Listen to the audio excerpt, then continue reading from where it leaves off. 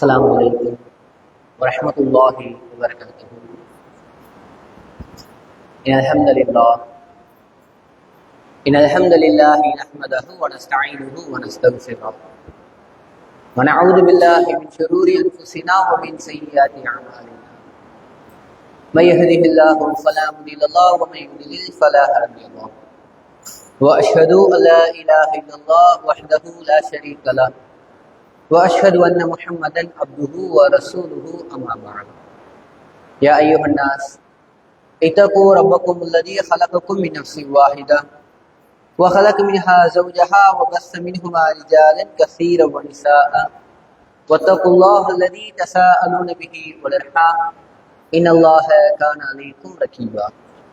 يا أيها الذين آمنوا اتقوا الله حق تقاته ولا تموتن إلا وأنتم مسلمون.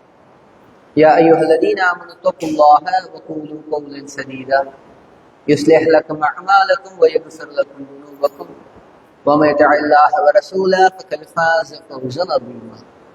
إن أصدق الحديث كتاب الله وخير الهدي هدي محمد وشر الأمور محدثاتها وكل محدثة بدعة وكل بدعة ضلالة وكل ضلالة في النار. எல்லாம் உள்ள ஏக இறைவனின் நல்லடியார்களே, அநேக இறைவனினுடைய சாந்தியும் சமாதானமும் வற்றாத பேரன்பும் பெருங்கருணையும் நம் அனைவரையும் இந்த வெற்றி மார்க்கத்தினை பற்றி பிடிக்க செய்த ஏக இறைவனின் இறுதி தூதராகிய முஹம்மது நபி ஸல்லல்லாஹு அலைஹி வஸல்லம் அவர்களின் மீதும் அவர்களை தம்முடைய வாழ்க்கையில் தம்மால் இயன்ற அளவிற்கு அப்படியே பின்பற்றி வாழ்ந்து மரணித்தவர்கள் மீதும் தற்பொழுது வாழ்ந்து கொண்டிருப்பவர்கள் மீதும் இனி வாழ இருப்பவர்கள் என அனைவரின் மீதும் என்றென்றும் இன்று நிலைபெறட்டும் என பிரார்த்தித்தவனாக என்னுடைய இந்த ஜும்மாவின் முதலாவது உரையை துவங்குகிறேன். அல்ஹம்துலில்லாஹ். கண்ணியத்திற்குரியோர்களே, நாம் அனைவரும் புனிதம் நிறைந்த இந்த ஜும்மாவினுடைய நேரத்தில் இறைவனினுடைய மார்க்க செய்திகளை தெரிந்து கொள்வதற்காக, தெரிந்து கொண்ட மார்க்க செய்திகளின் அடிப்படையில் நம்முடைய வாழ்க்கையை நாம் நடைமுறைப்படுத்துவதற்காக இங்கு ஒன்று கூடியிருக்கிறோம். இந்த தருணத்தில் நாம் எதை பற்றி பார்க்க இருக்கின்றோம் என்றால், இறைவன் தன்னுடைய திருமறை குர்ஆனில் 23வது அத்தியாயமான அல் முஃமினூன் என்கின்ற அத்தியாயத்தினுடைய 115வது வசனத்தில் ஒட்டுமொத்த ஈமான்தாரிகளை பார்த்தும், இன்னும் குறிப்பாக ஒட்டுமொத்த மனித குலத்தை பார்த்தும் இறைவன் ஒரு கேள்வி ஒன்றை கேட்கிறார். அந்த கேள்வியை நாம் உள்வாங்கிக் கொண்டால் நம்முடைய வாழ்க்கைக்கான பாதை எது என்பதை நம்மால் தெளிவாக அறிந்து கொள்ள முடியும். இறைவன் இந்த வசனத்துல என்ன கேள்வி கேட்கிறான் என்றால், மனிதர்களை பார்த்து கேட்கிறான், அம் ஹசிப்தும் அன்னமா ஹலக்னாக்கும் அபஸா, மக்களே, உங்களை நாம் வீணாக படைத்திருக்கிறோம் என்று எண்ணிக்கொண்டிருக்கிறீர்களா? வ அன்னக்கும் இலைனா லா துர்ஜம், நீங்கள் நம்மிடம் மீட்டி கொண்டு வரப்பட மாட்டீர்கள் என்றும் எண்ணிக்கொண்டிருக்கிறீர்களா என்று இறைவன் கேள்வியை கேட்கிறான். அல்லாஹ் இந்த கேள்வியை கேட்பதற்கான காரணம் என்ன? சிந்தித்து பாருங்கள். இறைவன் நம்மளை பார்த்து கேட்கிறான், உங்களை நான் சும்மா விளையாட்டுக்கு வீணா படைச்சிருக்கேன்னு நினைச்சிட்டு இருக்கீங்களா? என்கிட்ட திரும்ப நீங்க கொண்டு வரப்பட மாட்டீர்கள் என்றும் எண்ணிக்கொண்டிருக்கிறீர்களா? நம்முடைய வாழ்க்கையை பார்த்து இறைவன் கேட்கிறார். அல்லான்னு ஒருத்தன் நான் இருக்கிறேன், உனக்கு இந்த வாழ்க்கையை கொடுத்தது நான் தான் என்கின்ற எந்த விதமான ஒரு சிந்தனையும் இல்லாமல், இறைவனை பற்றிய நினைவில்லாமல் உங்க வாழ்க்கையை உங்க இஷ்டத்துக்கு வாழ்ந்துட்டு இருக்கீங்களே, நான் என்ன சும்மா வீணுக்கு உங்களை படைச்சிருக்கிறேன்னா? உங்களுக்கு இந்த வாழ்க்கையை கொடுத்தது எதற்கோ அதற்காக இன்றைக்கு பல மக்கள் வாழ்க்கையை வாழ்வது கிடையாது. நம்ம வாழ்க்கைக்கென்ற நோக்கம் இருக்கிறது, வாழ்க்கைக்கென்ற காரணங்கள் இருக்கிறது. அந்த காரணத்திற்காக எத்தனை மக்கள் வாழ்ந்து கொண்டிருக்கிறோம் சிந்தித்து பாருங்கள். நம்ம எல்லாருமே ஒரு சாதாரண வாழ்க்கையை மற்ற மக்கள் வாழுகின்ற ஒரு வாழ்க்கையை போன்று வாழ்ந்து விடக்கூடாது. உலகத்துல பிறந்தோமா, பிறந்ததுக்கு அப்புறம் வளர வேண்டும், வளர்ந்ததுக்கு அப்புறம் ஸ்கூலுக்கு போகணும், ஸ்கூல் முடிச்சு காலேஜ் போகணும், காலேஜ்ல பிளேஸ்மெண்ட் ஆகி ஒரு நல்ல வேலைக்கு போகணும், கை நிறைய சம்பாதிக்கணும், ஒரு கல்யாணம் ஒண்ணு பண்ணணும், குழந்தைகளை பெற்றுக்கணும், அடுத்து நம்ம புள்ள குட்டிய ஸ்கூலுக்கு அனுப்புனா, அவங்களை காலேஜுக்கு அனுப்புனா, அவங்கள கல்யாணம் பண்ணி பேர குழந்தைய பார்க்கணும், அதோட நம்ம மௌத்தா போயிடணும். இதுதான் நம்ம வாழ்க்கையினுடைய நோக்கமா? இறைவன் நமக்கு வாழ்க்கையை கொடுத்திருக்கிறது இந்த மாதிரி ஒரு ரொட்டேஷன்ல வாழ்ந்துட்டு போறதுக்கா? இறைவன் எதற்காக வாழ்க்கையை கொடுத்தேன் என்று சொல்லி காட்டுகிறான். திருமறை குர்ஆனில இறைவன் பேசுகிறான், அல்லதி ஹலக்கல் மௌத்த வல் ஹயாத், உங்களுக்கு எதுக்கு இந்த வாழ்க்கை? உங்களுக்கு இந்த மரணம் வாழ்வுன்றத நம்ம படைச்சது தெரியுமா? அல்லது ஹலக்கல் மௌத்த வல் ஹயாத், உங்களுக்கு மரணத்தையும் வாழ்வையும் நாம் படைத்திருப்பது லி யப்லுவக்கும் அய்யுக்கும் அஹ்ஸனு அமலா, உங்களில் சிறந்த அழகிய நல்ல காரியங்களை செய்பவர்கள் நன்மையான காரியங்களை செய்பவர்கள் யார் என்பதை சோதிப்பதற்குத்தான் உங்களுக்கு நாம் இந்த வாழ்க்கையை கொடுத்திருக்கிறோம். இந்த வாழ்க்கை எதுக்கு? அல்லாஹ் நம்மளை படைச்சது எதுக்கு? இந்த உலகத்துல நம்ம இறைவன் வாழ வைப்பதற்கான காரணம் நாம் நன்மைகளை செய்ய வேண்டும். நன்மைகளை யார் அதிகமாக செய்கிறார், அழகிய நன்மைகளை யார் செய்கிறார் என்பதை சோதிப்பதற்குத்தான் வாழ்க்கை. அவர் அதிகமா நன்மை செய்கிறாரா, அவரை விட சிறந்த நன்மை நான் செய்யணும், இப்படி போட்டி போட்டு வாழ், இப்படி நீ வாழ்வதற்குத்தான் உனக்கு வாழ்க்கை என்று இறைவன் வாழ்க்கைக்கான காரணத்தை சொல்லி காட்டுகிறான். எத்தனை பேர் இந்த காரணத்தில் வாழ்ந்துகிட்டு இருக்கிறோம்? நம்ம எல்லாருமே இந்த உலகத்தோடு நம்முடைய வாழ்க்கை முடிந்து போவதை போன்று இந்த உலகத்திற்காகவே ஓடிக்கொண்டு உலகத்திற்காகவே உழைத்துக் கொண்டு அப்படியே மரணிப்பவர்கள் தான் பலர். நம்முடைய வாழ்க்கைக்கான காரணம், அடிப்படை நோக்கம் நீங்கள் நன்மைகளில் ஒருவருக்கொருவர் போட்டி போட வேண்டும். இன்றைக்கு எப்படி நமக்கு மத்தியில் நன்மைகள் இருக்கிறது? நன்மைகள் தான் நிரந்தரமாக நம்மோடு இருக்கும், வேற எதுவுமே நம்ம கூட இருக்காது. நபிகள் நாயகம் ஸல்லல்லாஹு அலைஹி வஸல்லம் அவர்கள் சொல்லி காட்டுகிறார்கள், ஒருவர் மரணித்து விட்டால் அதுக்கு அடுத்து என்ன நடக்கும் அந்த நிகழ்வை நபி அவர்கள் அப்படியே சொல்லிக் கொண்டே வருகிறார்கள். யத்பஉல் மய்யித்து ஸலாஸ், யத்பஉல் மய்யித்த ஸலாஸ், மூன்று விஷயங்கள் மரணித்த அந்த மனிதரை பின்தொடர்ந்து சென்று கொண்டே இருக்கு. ஒருத்தர் மௌத்தாயிட்டார், இவருக்கு ஜனாசா தொழுகை வச்சு அடக்கம் பண்ணி அவரை அடக்கம் செய்வதற்காக எடுத்து சென்று கொண்டு இருக்கிறார்கள். இவர் மூன்று விஷயங்கள் பின்தொடர்ந்து செல்லும். அந்த மூன்று விஷயங்கள் என்ன?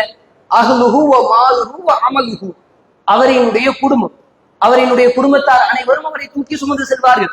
அந்த மரணித்த நபர்களினுடைய தாய் இருக்கலாம், தந்தை இருக்கலாம், அவரினுடைய பிள்ளைகள் இருக்கலாம், அவரினுடைய குடும்ப உறுப்பினர்கள், அவர்களினுடைய கணவன் மனைவி யாராக வேண்டுமானாலும் இருக்கலாம், அவரினுடைய குடும்பம்.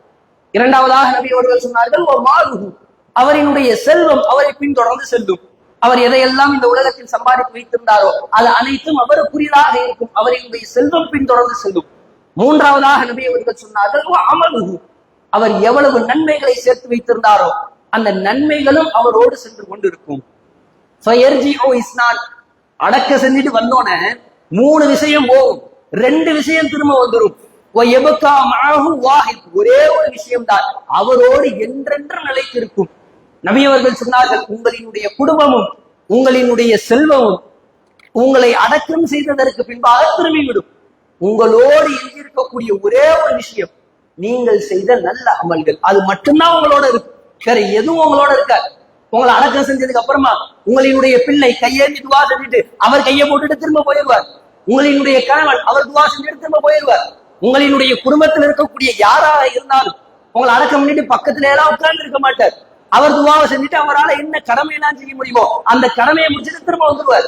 உங்களினுடைய செல்வங்கள், இந்த உலகத்துல நீங்க பார்த்து பார்த்து சேர்த்து சேர்த்து வைத்த அனைத்து பொருளாதாரங்கள், உங்களினுடைய வீடுகள், நீங்கள் வாங்கி வைத்திருக்கக்கூடிய நிலங்கள், நீங்கள் சேர்த்து வைத்திருக்கக்கூடிய தங்கங்கள் அனைத்தையும் அனைவரும் பகிர்ந்து எடுத்துக் கொள்வார்கள். அதுவும் உங்களை விட்டு போயிடும். உங்களை விட்டு பிரிந்து செல்லாத ஒரே ஒரு விஷயம், நிரந்தரமான சொத்து என்பது உங்களினுடைய அமல். நாம் எதற்கு அதிகமாக ஆர்வம் காட்டுகிறோம்? என்றென்றும் என்னோடு இருக்கக்கூடிய நிரந்தரமாக நானே அனுபவிக்கக்கூடிய அமலில் அதிக ஆர்வம் காட்டுகிறோமா? மௌத்தானதுக்கு அப்புறம் எல்லாரும் எடுத்துட்டு போற செல்வத்திற்கு அதிக ஆர்வம் காட்டிக் கொண்டிருக்கிறோமா? யோசித்து பாருங்கள். இன்றைக்கு நன்மைகள் செய்வதில் நம்முடைய நிலை எப்படி இருக்கிறது என்பதை நாம் சுய பரிசோதனை செய்து பார்ப்பதுதான் இந்த பயானினுடைய அடிப்படை நோக்கம். நன்மையில நம்முடைய நிலை எப்படி இருக்கிறது? அதிகமான நன்மைகளை விடுங்க, கடமையான விஷயங்களிலேயே இன்றைக்கு பல மக்கள் அலட்சியமாக இருக்கிறோம். இறைவன் எதை கடமையாக்கி இருக்கிறானோ அந்த கடமையே பல மக்களுக்கு சிரமமாக இருக்கிறது. 5 வேளை கடமையான தொழுகைகள், இதில் எத்தனை மக்கள் சரியாக சீராக இருக்கிறோம்? தொழுகிறது தான் நம்ம படைச்சிருக்கிறோம். இறைவன் மற்ற இடங்கள்ல நன்மைகளை யார் அதிகமாக செய்றீங்க அப்படிங்கிறத நம்ம சோதிப்பதற்கு படைத்திருக்கிறோம் என்று சொல்வதை போன்று மற்ற இடத்தில் இறைவன் சொல்கிறான், நான் உங்களை படைத்திருப்பதற்கான நோக்கம் நீங்கள் என்னை மட்டும் வணங்க வேண்டும் என்பதற்காக. மனிதர்களையும் ஜின்களையும் என்னை வணங்குவதற்காக வேண்டி தவிர வேற எதற்காகவும் படைக்கிறது. இறைவனை வணங்குவது, நன்மை செய்வது. எத்தனை பேர் 5 நேர தொழுகைகள்ல சரியாக இருக்கிறோம்? உலக விஷயங்களுக்கு நாம் காட்டக்கூடிய ஆர்வத்தை போன்று தொழுகைகளுக்கு யாரும் காட்டுவது கிடையாது. நன்மை தொழுகை அப்படின்னு பேசப்பட்டாலே நான் மீண்டும் மீண்டும் ஜும்மா உரைகளில் சொல்லக்கூடிய ஒரு விஷயம் என்னவென்றால், ஜும்மாவுக்கு எல்லா மக்களும் ஒன்று கூடிடுறோம். இது நமக்கு எதை வெளிப்படுத்துது அப்படின்னா, பல மக்கள் உண்மையிலேயே உண்மையான முஸ்லிம்களாக வாழ்வதில்லை. இன்றைக்கு மக்களினுடைய நிலைமை எப்படி இருக்குன்னா, பெரும்பான்மையான மக்கள் ஜும்மா முஸ்லிம்களாக இருக்கிறார்கள். ஜும்மா தொழுகை வந்துட்டா மட்டும்தான் பள்ளிக்கு வர வேண்டியது, மற்ற எந்த வக்துக்கும் பள்ளி வாசல் பக்கமே வருவது கிடையாது. இது எதை வெளிப்படுத்துகிறது? ஒரு உண்மையான முஸ்லீம் எப்படி இருக்க வேண்டும்? 5 வேளை தொழுகைகளையும் தொழுபவர்தான் உண்மையான இஸ்லாமியர். நபிகள் நாயகம் ஸல்லல்லாஹு அலைஹி வஸல்லம் அவர்கள் சொல்கிறார்கள், இன்ன பைனல் அப்தி வ பைன ஷிர்கி வல் குஃப்ர். ஒரு முஸ்லிமான ஒரு அடியார், ஒரு காஃபிரான ஒரு அடியார், 2 பேருக்குமான வித்தியாசத்தை சொல்றாங்க. முஸ்லீமுக்கும் காஃபிருக்கு இருக்கிற அடையாளம் என்ன தெரியுமா? முஸ்லீம்னா நிறைய தாடி வச்சிருப்பார், அவர் ஒரு தொப்பியை மாட்டியிருப்பார், ஒரு ஜுப்பாவை மாட்டியிருப்பார், அவருடைய பெயர் ஒரு அரபு பேரா இருக்கும். இதெல்லாம் வந்துட்டு காஃபிர்ட்ட இருக்காது இப்படின்னு ரசூலுல்லாஹ் சொல்லல. நபி அவர்கள் சொன்ன ஒரே அடையாளம் தர்கு ஸலாத், தொழுகையை விடுவது. 5 வேளை தொழுதியா நீ முஸ்லிம், 5 வேளை தொழுகலையா நீ காஃபிர் என்று நபி அவர்கள் சொல்லி காண்பித்திருக்கிறார்கள். இங்கு இவ்வளவு பேர் இன்றைக்கு வந்திருக்கிறோமே, 5 வேளை தொழுகைகளுக்கு வந்து ஆஜராகிறோமா? நம்முடைய நிலை எப்படி இருக்கிறது? நாம் இஸ்லாமியர்களாக எந்த நிலையில் இருக்கிறோம்? 5 வேளை தொழுது எப்போது முஸ்லிம்களாக இருக்கிறோமா? ஜும்மாவை மட்டும் தொழுது ஜும்மாவில் மட்டும் முஸ்லிம்களாக இருக்கிறோமா? எப்பொழுதும் சொல்லப்படக்கூடிய அதே கருத்து, இதே கூட்டம் மறு தொழுகையான அசர் தொழுகைக்கு வராது, அடுத்து மகரிப் தொழுகைக்கு வராது, இஷா தொழுகைக்கு வராது. அடுத்த வார வெள்ளிக்கிழமை வந்துச்சுன்னா அப்ப எல்லாரும் ஒன்று கூடிடும். நன்மைகள்ல எந்த நிலையில இருக்கிறோம்? நாளைக்கு மௌத்தானதுக்கு அப்புறம் நன்மை மட்டும் நாளை பின்தொடர்ந்து வரும். அந்த நன்மைகளில் நம்முடைய நிலை எந்த அளவுக்கு தான் இருக்கிறது? தொழுகைகள்ல அறவுரையாக இருப்பது, ஒரு சில மக்கள் அறவே இருப்பது கிடையாது. இன்னும் ஒரு சில மற்ற தான தர்மங்களிலும் சரி, உபரியான தொழுகைகள், உபரியான நோன்புகள், இது எல்லாவற்றிலும் நம்முடைய நிலை எப்படி இருக்கிறது என்பதை சிந்தித்து பாருங்க. நம்முடைய நிலைமை இப்படிதான். நன்மைகள் செய்வதற்கு நமக்குலாம் நேரம் கிடையாது, உலகத்தை நோக்கி ஓடுறக்கே நேரம் தெரியாது. சஹாபாக்கள் எப்படி இருந்தார்கள் தெரியுமா? சஹாபாக்களுக்கு மத்தியில ரசூலாட்டோ குற்றச்சாட்டு வந்துச்சு. ஒரு சில கம்ப்ளைண்ட் ரசூலாட்டோ வந்து பண்ணிட்டு இருக்காங்க. என்ன கம்ப்ளைண்ட் தெரியுமா? அல்லாஹ்வின் தூதரே, இவர் அதிகமா நன்மை செஞ்சுக்கிட்டே இருக்கிறார், எப்ப பார்த்தாலும் தொழுதுகிட்டே இருக்கிறார், டெய்லி நோம்பு வச்சுக்கிட்டே இருக்கிறார், இப்படி கம்ப்ளைண்ட் வந்துச்சு. இப்ப நமக்கு மத்தியில் எப்படி தெரியுமா கம்ப்ளைண்ட்? தொழுகவே மாற்றான். என்னன்னு பாருங்க இமாம், இவன் வந்து பருவ வயதை அடைஞ்சிட்டான், தொழுகிறக்கான எல்லா தகுதியும் வந்துருச்சு, பள்ளிவாசல் பக்கத்தே வர மாட்டான், ரமலான்ல கூட நோம்பு வைக்க மாட்டான், நான் எப்படிதான் சொல்லி பார்த்துட்டேன். இப்படி நம்ம காலத்துல கம்ப்ளைண்ட் வருது. ரசூலா காலத்துல வந்த கம்ப்ளைண்ட் எப்படின்னா, எப்ப பார்த்தாலும் தொழுதுகிட்டே இருக்கிறாரு, இரவு முழுக்க தூங்காம தொழுகிறார், பகல் முழுக்க நோம்பு வச்சுக்கிட்டே இருக்கிறார், மனைவின்னு ஒருத்தவங்க இருக்கிறத கண்டுக்கவே மாட்டார், நன்மை செஞ்சுக்கிட்டே இருக்கிறார், நன்மைகள் அதிகமாக செய்கிறார்கள் என்று குற்றச்சாட்டுகள் வந்தது. நம்ம காலத்துல அதெல்லாம் பார்க்க முடியுமா? நபிகள் நாயகம் ஸல்லல்லாஹு அலைஹி வஸல்லம் காலத்துல 3 நபி தோழர்கள் அன்னை ஆயிஷா எல்லாரும் அவங்களை பார்ப்பதற்காக வருகிறார்கள். அவங்க 3 பேரும் என்ன பேசிட்டு வராங்கன்னா, ரசூலுல்லாஹ்வுடைய அமல் எப்படி இருக்கு நம்ம போய் கேட்டுக்குவோம். நன்மைகளை அதிகமாக செய்வதற்கு பேரார்வம் கொண்டவர்கள் சஹாபாக்கள். ரசூலுல்லாஹ்வினுடைய நன்மையை தெரிஞ்சுக்கிட்டு அது நமக்கு ஒரு மோட்டிவா இருக்கும், அதை கேட்டா நம்ம இன்னும் ஒரு உத்வேகத்தோட நன்மை செய்யலாம் அப்படின்னு நினைச்சிட்டு ஆயிஷா எல்லாரும் அவங்கள்ட்ட வந்து விசாரிக்கிறாங்க, ரசூலுல்லாஹ் எப்படிலாம் நன்மை செய்வாங்க, அல்லாஹ்வின் தூதர் தான் அதிகமா நன்மை செய்வாங்க அப்படிங்கிற கதை தெரிஞ்சுக்க வராங்க. ஆயிஷா இருந்தாங்க நபி அவர்களினுடைய நன்மையை சொல்கிறார்கள், ரசூலுல்லாஹ் இப்படிலாம் நன்மை செய்வாங்க. இதை கேட்டு விட்டு அந்த 3 மக்களும் முடிவெடுக்கிறாங்க. என்ன முடிவெடுக்கிறாங்கன்னா, ஒருத்தர் சொல்றாரு, நான் இனிமேல் இரவு முழுக்க தூங்கவே மாட்டேன். தூங்காம என்ன செய்ய போறாரு? போன் பார்த்துக்கிட்டு இருக்க போறாரா, இல்ல வெளியூருக்கு பயணம் போய் வியாபாரம் பண்ணி சம்பாதிக்க போறாரா? இரவு முழுக்க நான் தூங்காமல் தொழுது கொண்டே இருக்க போகிறேன். முதலாவது நபர். 2வது நபர் சொல்கிறார், நான் இனிமேல் பகல் முழுக்க நோன்பு பிடிக்க போகிறேன், எப்பயுமே நோம்பு இல்லாத நாளே கிடையாது, இப்படி நான் மாற போறேன். 3வது மனிதர் முடிவெடுக்கிறார், நான் திருமணமே பண்ண மாட்டேன், திருமணம் பண்ணா மனைவியை பார்க்கணும், குழந்தைகளை பார்க்கணும், பொறுப்பு அதிகமாகும், நன்மைகளை விட்டு நம்முடைய கவன திசை திரும்பிடக்கூடாது, அதனால நான் திருமணம் முடிக்க மாட்டேன், இப்படின்னு முடிவு எடுத்துட்டு போயிட்டாங்க. இதை போன்ற ஆர்வம், இந்த ஆர்வம் மிகப்பெரிய ஒரு ஆர்வ கோளாறு தான். இதை போன்று இருக்கக்கூடாது. இதுல இருக்கிறதுல 1% நம்ம இடத்தில் இருக்கிறதா? நபி அவர்கள் வந்து அந்த 3 மக்களையும் கண்டிக்கிறார்கள், அப்படிலாம் இருக்கக்கூடாது. நான் தான் உங்களுக்கு முன்மாதிரி, நான் தொழுகவும் செய்கிறேன், தூங்கவும் செய்கிறேன், நோன்பு வைத்திருக்கவும் செய்கிறேன், நோன்பு வைக்காமலும் இருக்கிறேன், மனைவியோடும் நான் சேர்ந்து கொண்டிருக்கிறேன், இப்படித்தான் இருக்க வேண்டும். யார் இந்த வழிமுறையை புறக்கணிக்கிறார்களோ அவர் என்னை சார்ந்தவர்கள் கிடையாது. நன்மையை அளவோடு செய்யுங்கள், அளவுக்கு மீறி செய்து விடாதீர்கள் என்கின்ற குற்றச்சாட்டு வந்தது. ஒரு முறை நபிகள் நாயகம் ஸல்லல்லாஹு அலைஹி வஸல்லம் அவர்கள் 2 நபித்தோழர்களுக்கு மத்தியில் சகோதரத்துவத்தை ஏற்படுத்தி வைக்கிறார்கள். அதாவது மக்காவிலிருந்து வந்த நபர்கள், அவங்களுக்கு இடம் இருக்காது, வீடு இருக்காது, தங்குமிடம் எதுவுமே இருக்காது. அவர்களை மதீனாவை சார்ந்த அன்சாரிகளோடு சகோதரத்துவத்தை ஏற்படுத்தி வைப்பார்கள். அபூ தர்தா என்கின்ற ஒரு நபித்தோழர், இவர் மதீனத்துவாசி அன்சாரி. சல்மான் ஃபாரிஸ் ரலியல்லாஹு அன்ஹு இவர்கள் ஹிஜ்ரத் செய்து வந்த ஒரு மனிதர். இவங்க 2 பேருக்கு மத்தியில ரசூலுல்லாஹ் சகோதரத்துவத்தை ஏற்படுத்தி வைக்கிறாங்க. நீங்க என்ன செய்யுங்கன்னா, அபூ தர்தாவினுடைய வீட்டுல போய் இருந்துக்கோங்க, அபூ தர்தா ரலியல்லாஹு அன்ஹு அவர்களுடைய வீட்டில் நீங்கள் இருந்து கொள்ளுங்கள், நீங்களும் அவர்களும் சகோதரர். அபூ தர்தா ரலியல்லாஹு அன்ஹு அவர்கள் சல்மான் ஃபாரிஸ் ரலியல்லாஹு அன்ஹு அவர்களை அழைத்து வீட்டிற்கு செல்கிறார். கொஞ்ச நாள் போகுது. கொஞ்ச நாள் போனதற்கு பின்பாக சல்மான் ஃபாரிஸ் ரலியல்லாஹு அன்ஹு என்ன செய்யறாங்க அப்படின்னா ஒரு முறை வீட்டிற்கு வருகிறார்கள். அந்த நேரத்துல அபூ தர்தா ரலியல்லாஹு அன்ஹு அவர்கள் வீட்டுல இல்லை. அப்ப அபூ தர்தாவினுடைய மனைவி இடத்துல சல்மான் ஃபாரிஸ் அவர்கள் ஒரு சில கருத்துக்களை சொல்றாங்க. என்ன கருத்து சொல்றாங்கன்னா, அந்த அபூ தர்தா அவர்களினுடைய மனைவி அலங்காரம் எல்லாம் செய்யாம தம்முடைய கணவனுக்கு பார்ப்பதற்கு கண்குளிர்ச்சியை போன்று இல்லாமல் எப்பயும் போல ஒரு சாதாரண ஒரு தோற்றத்துல இருக்கிறாங்க. அந்த விஷயத்துல அறிவுரை சொல்கிறார்கள்.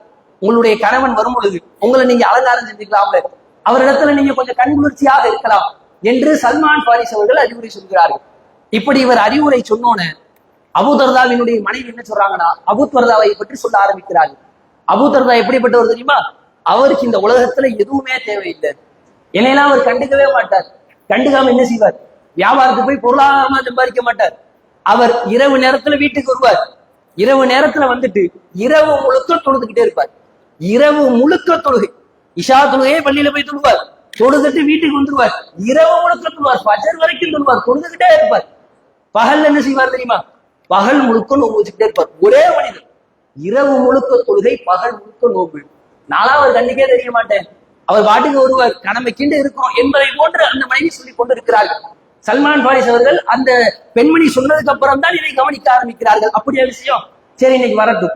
மதிய நேரம் அபூ தர்தா ரலியல்லாஹு அன்ஹு அவர்கள் வீட்டிற்குள் வருகிறார்கள். வந்த உடனே சல்மான் ரலியல்லாஹு அன்ஹு அவர்கள் சொல்கிறார்கள், அபூ தர்தாவே வாங்க சாப்பிட உட்காருங்க, வாங்க உணவு உண்ணலாம். உடனே அபூ தர்தா சொல்றாரு, இல்ல இல்ல நான் நோன்பு வச்சிருக்கிறேன், அதெல்லாம் ஒரு பக்கத்துல இருக்கட்டும், வந்து சாப்பிட உட்காருங்க. வலுக்கட்டாயமாக பிடித்து இழுத்து சாப்பிட சொல்கிறார்கள். சல்மான் ஃபாரிஸ் அவர்கள் நோன்பை முடித்து விட்டு சாப்பிட்டு விடுகிறார்கள். நோன்பை கிடைச்சாச்சு. இரவு நேரம் ஆகுது. இரவு நேரம் ஆனோன்னு சல்மான் ஃபாரிஸ் அவர்கள் படுக்கைக்கு போயிட்டாங்க. அபூ தர்தா என்ன படுக்கைக்கு வரல. அவர் தொழுகிறதுக்கு ஆயத்தமா போயிட்டு இருக்கிறார். இரவு முழுக்க தொழுவார்ல, போய் தொழுகிறதுக்காக நின்றுகிட்டு இருக்கிறார். அப்ப சல்மான் ஃபாரிஸ் அவர்கள் அழைக்கிறார்கள், இப்ப தொழுக வேணாம், வந்து படுங்க. இல்ல இல்ல நான் இரவு தொழுக போறேன், இப்ப தொழுக வேணாம், வந்து படுங்க. உடனே அபூ தர்தா என்ன செய்யறாருன்னா வந்து படுத்துறாரு. படுத்துட்டு என்ன செய்யறாருன்னா, இவர் சல்மான் அவர்களை கவனிச்சுட்டே இருக்கிறார். கொஞ்ச நேரம் ஆகட்டும், சல்மான் தூங்கிடுவார். தூங்கினதுக்கு அப்புறம் நம்ம என்ன செய்வோம்னா அவருக்கு தெரியாம எந்திரிச்சு போய் தொழுதுவோம். எதற்கெல்லாம் எப்படி செய்து கொண்டிருக்கிறார்கள் பாருங்கள். இன்றைக்கு பெரும்பான்மையான மக்கள் தவறுகளை இரவு நேரத்தில் கண்விழித்து அனைவரும் தூங்கியதற்கு பின்பாக செய்து கொண்டிருப்பார்கள். நன்மைகளை செய்வதற்கு சல்மான் தூங்கட்டும், தூங்கினதுக்கு அப்புறமா நம்ம எந்திரிச்சு போய் தொழுவோம். சிறிது நேரம் அப்படியே காத்திருந்து பாக்குறாரு படுத்துக்கிட்டே. சரி, சல்மான் தூங்கி இருப்பாரு, இப்ப தொழுவ போவோம். அபூ தர்தா எந்திரிச்சு தொழுகிறார். சல்மான் அவர்கள் திரும்ப குரல் கொடுக்குறாங்க, தொழுவ கூடாது, ஒரு படுங்க. இப்படியே நடந்து கொண்டிருக்கிறது. எது வரைக்கும்னா ஃபஜருக்கு சிறிது நேரம் முன்பாக சல்மான் அவர்களே எழுப்பி விடுகிறார்கள். அபூ தர்தாவே இப்ப எந்திரிங்க, இப்ப போய் தொழுங்க என்று சொல்லிவிட்டு ஒரு அறிவுரையை சொல்கிறார்கள்.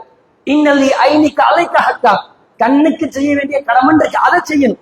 ஓ இன்னலி ஜௌஜிக்க அலைக்க ஹக்கா, உம்முடைய மனைவிக்கு செய்ய வேண்டிய கடமை இருக்கு, அதை செய்யணும். ஓ இன்னலி ஜஸதிக்க அலைக்க ஹக்கா, உம்முடைய உடம்புக்கு செய்ய வேண்டிய கடமை இருக்கு, அதை செய்யணும். ஓ இன்னலி ரப்பிக்க அலைக்க ஹக்கா, அல்லாஹ்வுக்கு செய்ய வேண்டிய கடமை இருக்கு, அதையும் செய்யணும். மற்ற கடமையெல்லாம் விட்டுட்டு கண்ணை பொருட்படுத்தாமல், மனைவியை பொருட்படுத்தாமல், உடம்பை பொருட்படுத்தாமல் சம்பாதிக்க செல்லவில்லை, உலக ஆதாயத்தை தேடி போகவில்லை, நன்மைகளுக்காக அனைத்தையும் தியாகம் செய்தார். அவர் செய்தது தவறுதான், அப்படி இருக்கக்கூடாது. நன்மைகளுக்கு இருக்கக்கூடிய ஆர்வத்தை கவனியுங்கள். இந்த ஆர்வத்துல 1% இல்ல 0.5% கூட இன்றைக்கு என்ன மக்களிடத்தில் இருக்கிறது? ஒரு சாதாரண நற்காரி எடுத்துக்கோங்களேன். நல்லமல்களின் பக்கம் விரைவல்ல சஹாபாக்கள் உச்சகட்டத்தில் இருக்கிறார்கள். நாம் எல்லாம் நன்மைகளை விட்டு விரண்டோடி கொண்டு இருக்கிறோம். பெரிய பெரிய நற்காரியம்லாம் வேணாம், சின்ன சின்ன நற்காரியத்தை எடுத்துக்கோமே, எளிமையாக பல நன்மைகளை நம்மால் சம்பாதிக்க முடியும். அந்த நன்மைகளில் நம்முடைய நிலைமை எப்படி இருக்கிறது? நன்மைகள் தான் ஒருவரை சுவனத்தில் எந்த இடத்தில் இருப்பார் என்பதை தீர்மானிக்கும்.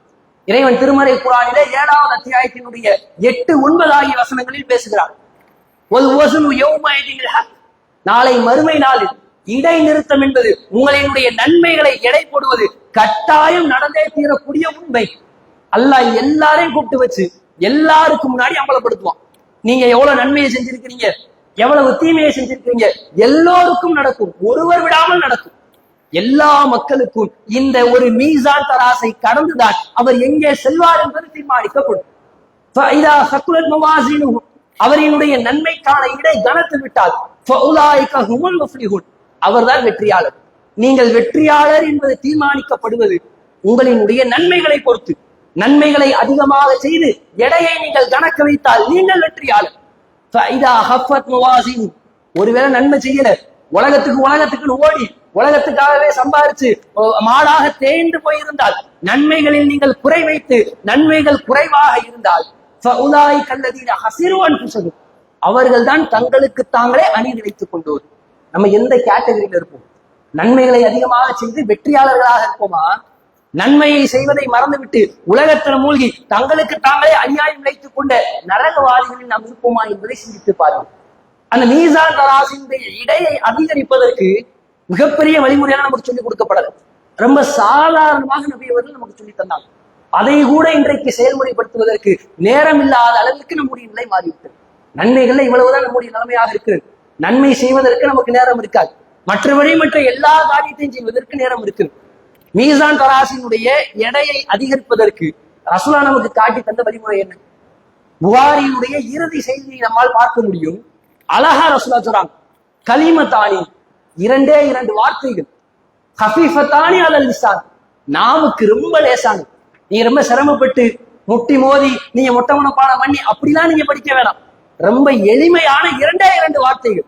ஆனால் அந்த இரண்டு வார்த்தைகள் எந்த அளவுக்கு வெயிட்னா, ஹபீபத்தானி இலர் ரஹ்மான், அல்லாவுக்கு ரொம்ப பிடிச்ச வார்த்தை. ஹக்கீலத்தானி அலல் மீசான், மீசான் தராசுல அதுக்கு இருக்கிற மாதிரி ஒரு வெயிட், அதுக்கு இருக்கிற மாதிரி ஒரு எடை வேற எதுக்குமே கிடையாது. மீசான் தராச கணக்கு வைக்கணும்னா இதை நீங்க அதிகமா செய்யுங்க. ரசூலா சொல்றாங்க, சொல்லிவிட்டு சொல்லி தருகிறார். இங்க இருக்கிற எல்லோருக்கும் தெரியும்.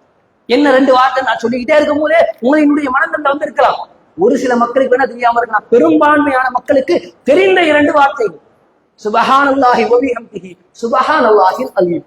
இந்த ரெண்டு வார்த்தையை சொல்லுங்க. மீசான் தராசினுடைய இடை வெயிட் கூடிக்கிட்டே இருக்கு.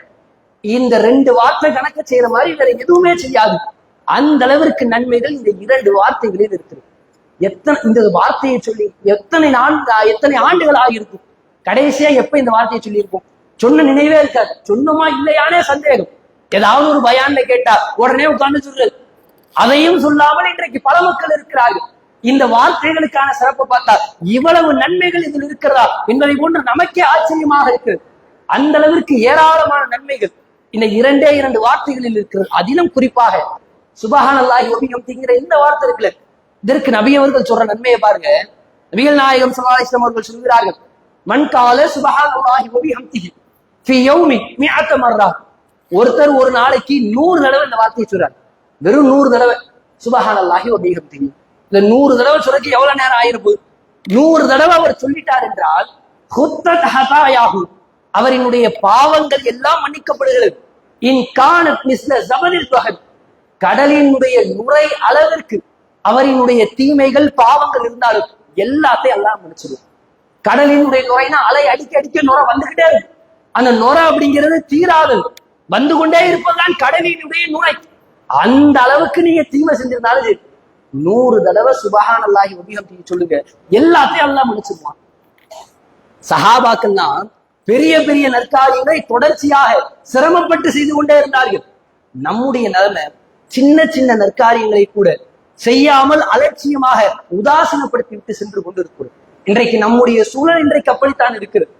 இதை விட ஒருபடி மேலாக நபி அவர்கள் சொல்லி தந்தார்கள், ஒமன் கால ஹீன யுஸ்பிஹு வ ஹீன யும்சிஹு சுபஹானல்லாஹி வ பிஹம்திஹி மிஅத மர்ரா. ஒருத்தர் என்ன செய்யறாருன்னா, காலையில 100 தடவை, சாயந்தரம் 100 தடவை இந்த சுபஹானல்லாஹி வ பிஹம்திஹி தொடர்ச்சியா சொல்லிக்கிட்டே இருக்கிறார். ஒரு நாள் 2 நாள் இல்ல, எல்லா நாளும் சொல்றாரு. காலை பொழுது அடைஞ்சாச்சா சுபஹானல்லாஹி வ பிஹம்திஹி 100 தடவை, மாலை பொழுது அடைஞ்சாச்சா சுபஹானல்லாஹி வ பிஹம்திஹி 100 தடவை. இப்படி இவர் சொல்லிட்டார்னா நாளைக்கு மறுமை நாள்ல இவர் வருவாரு. இவர் அளவிற்கு யாருமே நன்மை செஞ்சிருக்க மாட்டாங்க. அந்த அளவுக்கு நன்மை இவர் அள்ளிட்டு வருவார். இப்ப எவ்வளவு பெரிய நன்மை பாரு. உலகத்துல வாழ்ந்த யாரா வேணா இருக்கட்டும், எப்படிப்பட்ட நபராக வேண்டுமானாலும், எவ்வளவு பெரிய நன்மைகளை செய்தவராக வேண்டுமானாலும் இருந்துட்டு போகட்டும்.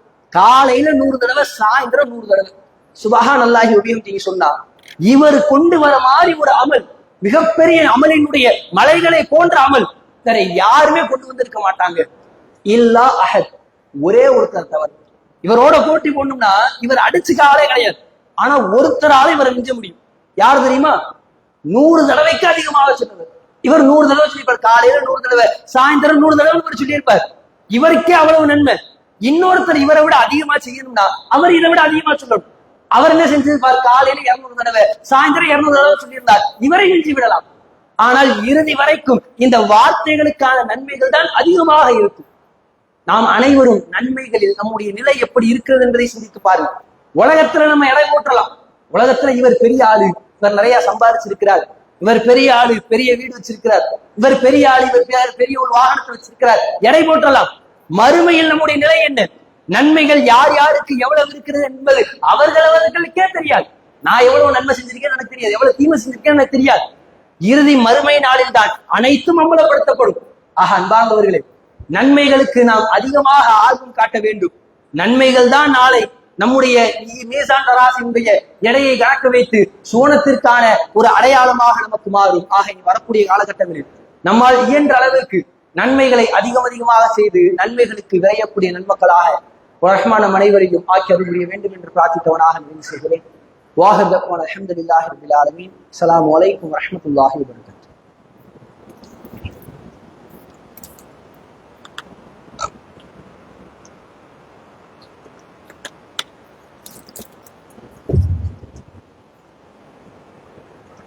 அஸ்ஸலாமு அலைக்கும் வரஹ்மத்துல்லாஹி வபரகாத்துஹு. அன்பார்ந்த சகோதரர்களே, சென்ற உரையில் நாம் நன்மைகளுக்கு விரைய வேண்டும் என்பதை பற்றி பார்த்தோம்.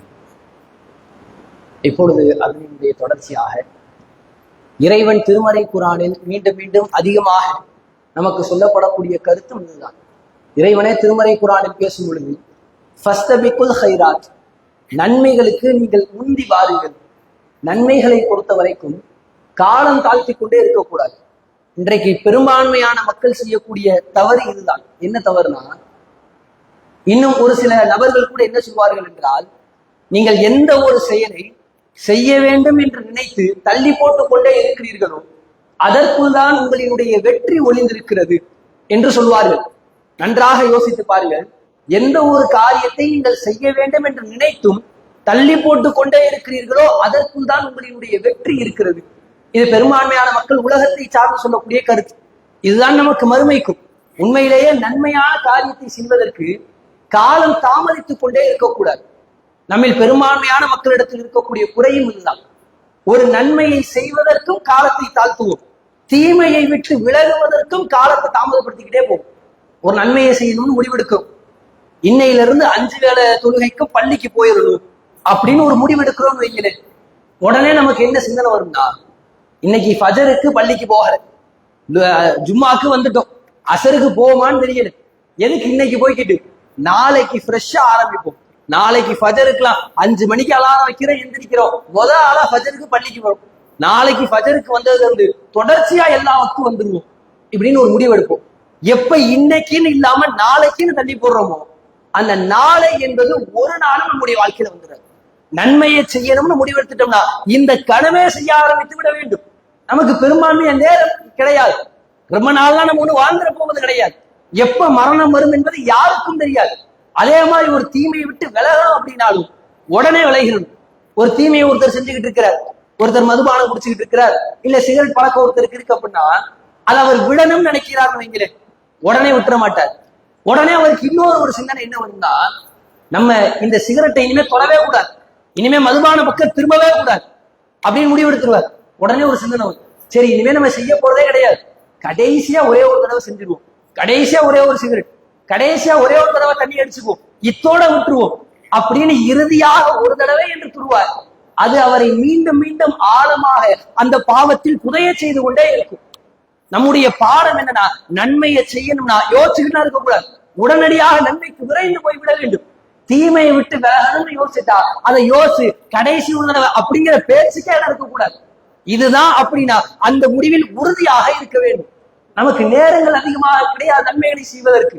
நபிகள் நாயகம் ஸல்லல்லாஹு அலைஹி வஸல்லம் அவர்கள் ஒரு செய்தியை சொல்கிறார்கள், மறுமை நாளை குறித்த ஒரு செய்தி. மறுமையை குறித்து ரசூலுல்லாஹ் சொல்லும்போது ஒரு அடையாளத்தை சொல்லி காட்டுறாங்க. மறுமை நாளுக்கான அடையாளம் நம்ம எல்லாருக்குமே பெரும் 10 அடையாளங்கள் தெரியும். சூரியன் வேறு திசையில உதிப்பது, மேகமூட்டங்கள், புகை மூட்டங்கள், இதெல்லாம் நமக்கு தெரியும். ஒரு சின்ன அடையாளத்தை ரசூலுல்லாஹ் சொல்லி காட்டுகிறார்கள். ரசூலுல்லாஹ் சொல்லும் பொழுது, லா யகூமு ஸாஅத்து, மறுமை நாள் என்பது ஏற்படாது. எப்பொழுது ஏற்படாது என்றால், காலம் சுருங்காத வரைக்கும் மறுமை நாள் ஏற்படாது. ரசூலுல்லாஹ் சொன்ன அறிகுறி, காலம்ங்கிறது சுருங்கி போயிடும். இறுதி நேரத்தினுடைய அடையாளமாக நபி அவர்கள் முன்கூட்டியே சொன்னது. எந்த அளவுக்கு சுருங்கு தெரியுமா?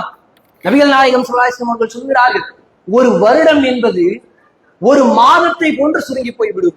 ஒரு வருஷம் ஓடி இருக்கு, 365 நாள் கழிஞ்சிருக்கும். ஆனா நீங்க யோசிச்சு பார்க்கும்போது உங்களுக்கு எப்படி அதை நீங்க உணர்வீங்கன்னா 30 நாள் போன மாதிரி இருக்கும். 10 மடங்கு அதிகமாக நாட்கள் ஓடிக்கொண்டே இருக்கும். இந்த அளவுக்கு காலம் சுருங்கும். ஒரு மாதம் என்பது ஒரு வாரத்தை போன்று மாறி போய்விடும். ஒரு மாசம் போயிருக்கும், 30 நாள் போயிருக்கும். ஆனா நம்ம எப்படி அதை ஃபீல் பண்ணுவோம்னா ஒரு வாரம் போன மாதிரி இருக்கும். என்ன இப்பதான் போன மாசம் இருந்த மாதிரி இருந்துச்சு, அதுக்குள்ள அடுத்த மாசம் வந்துருச்சு. இப்பதான் நியூ இயர் வந்த மாதிரி இருந்துச்சு, அதுக்குள்ள பார்த்தா பிப்ரவரி வந்துருச்சு. ரசூலுல்லாஹ் தொடர்ந்து சொல்கிறார்கள், ஒரு வாரம் என்பது ஒரு நாளை போன்று சுருங்கி போய்விடும். ரசூலுல்லாஹ் சொன்ன அந்த அடையாளத்துல நம்ம வாழ்ந்துகிட்டு இருக்கிறோமோ என்பதை போன்ற சிந்தனை ஏற்படுகிறது. ஏன்னா காலம் அப்படியே வேகமா போய்கிட்டு இருக்கு. இப்பதான் போன வருஷம் இருந்த மாதிரி இருந்துச்சு, அதுக்குள்ள இந்த வருஷம் வந்துருச்சு. இப்பதான் ஜனவரி மாசம் இருந்த மாதிரி இருந்துச்சு, பிப்ரவரி வந்துருச்சு. போன ஜும்மால உட்கார்ந்து இருந்த மாதிரி இருந்துச்சு, இந்த ஜும்மா வந்துருச்சு. ஒரு வாரம் என்பது ஒரு நாளை போன்று ஓடி போய்விடும். ஒரு நாள் என்பது 1 மணி நேரத்தை போன்று மாறி போய்விடும். நபி அவர்கள் சொன்ன முன்னறிவிப்பு. நமக்கு மரணம் எப்ப வரும்னு தெரியாது, அதுவே உத்தரவாதம் இல்லை. மறு கணம் கூட நமக்கான மரணம் காத்துக் கொண்டிருக்கலாம். மரணம் வருவதற்கு முன்பாக நாம் எல்லா விதமான நன்மைகளையும் செய்துவிட வேண்டும். மரணம் வந்துருச்சுன்னா மறு வாய்ப்புலாம் கிடையாது. உங்களுக்கு 3 சான்ஸ் வீடியோ கேம்ல வர மாதிரி, ஒரு தடவை உங்க சான்ஸ் முடிஞ்சிருச்சு, இன்னும் 2 தடவை உங்களுக்கு வாய்ப்பு இருக்கு. போய் நல்லா சம்பாரிச்சுட்டு வாங்க, நன்மையை சம்பாரிச்சுட்டு வாங்க, அப்படி நல்லா அனுப்புவானா? ஒரு தடவை முடிஞ்சிருச்சுன்னா அவ்வளவுதான். மரணம் எப்ப வருமே தெரியாது. ஒருவேளை மரணம் 80 வயசுல வருதுன்னு வச்சுக்கோங்களேன், 80 வயசுல மரணம் வருது, அந்த நேரம் போதுமா? 80 வருடம் என்பது 80 மாதத்தை போன்று ஓடி போய்விடும். கண்ணை மூடி தொடர்புக்குள்ள மரணம் வந்து நம்ம வாழ்நாள் முடிந்து போய்விடும். நேரம் நமக்கு மிக மிக குறைவாக இருக்கிறது. ரொம்ப குறுகிய நேரத்தில் வாழ்ந்து கொண்டிருக்கிறோம். இந்த குறுகிய நேரத்திற்குள்ளாக எவ்வளவு நன்மைகளை சம்பாதிக்க போகிறோம் என்பதை யோசித்து நாம் செயல்பட வேண்டும். ஆக இனி வரக்கூடிய காலகட்டங்களில் நம்மால் முடிந்த அளவிற்கு ஏராளமான நன்மைகளை செய்ய வேண்டும். இறுதியாக ஒரு சில அறிவிப்புகள். இன்னும் ஒரு சில நாட்களில் ரமலானை நாம் அனைவரும் அடைய இருக்கிறோம். அந்த ரமலான்ல நம்முடைய பள்ளிவாசலில் தினந்தோறும் நோன்பு கஞ்சி மற்றும் இஃப்தார் ஏற்பாடு செய்யப்பட்டிருக்கிறது. நீங்க போர்டுல பாத்தீங்கன்னாலே எழுதி போட்டு வச்சிருப்பாங்க. நோன்பு கஞ்சிக்கான விலை என்பது 3500, அதே போன்று இஃப்தாருக்கு ஒரு 1500 ரூபாய், இரண்டும் சேர்த்து ஒரு 5000 ரூபாய்.